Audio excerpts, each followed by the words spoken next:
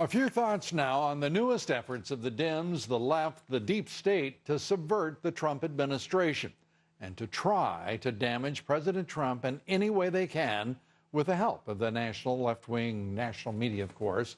Earlier today, deep state spy master, former director of national intelligence, James Clapper, was at it again, talking his usual spook speak that enthralls only the deadheads on Capitol Hill. Clapper, who previously has admitted there is not a scintilla of evidence that President Trump or his campaign ever colluded with the Russians, traveled all the way to Canberra, Australia, to tell Australia's National Press Club about the difference between Watergate and the concocted claims of collusion with the Russians. I have to say, though, that I think, compare the two, that Watergate pales really, in my view, as compared to what we're confronting now. Wow. What? What did he say? What can he possibly mean? Clapper has admitted for months there is no evidence of collusion. In a March 20th interview, Clapper said this, quote, "We did not include any evidence in our report that had any reflection of collusion between members of the Trump campaign and the Russians." Some 2 months later on the same program, Clapper said this, quote, "At the time I left, I did not see any smoking gun, certitude evidence of collusion."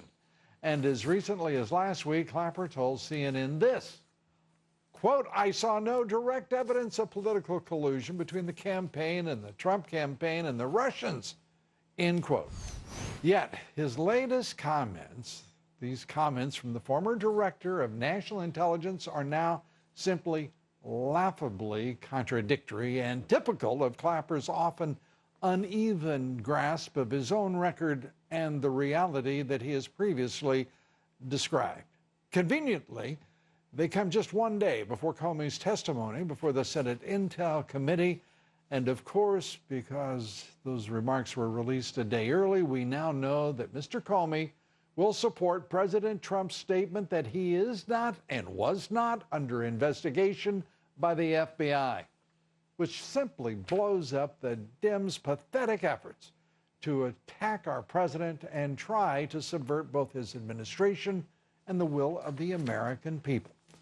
Now, Clapper's time has long since gone, his usefulness to the deep state and the Dems long past.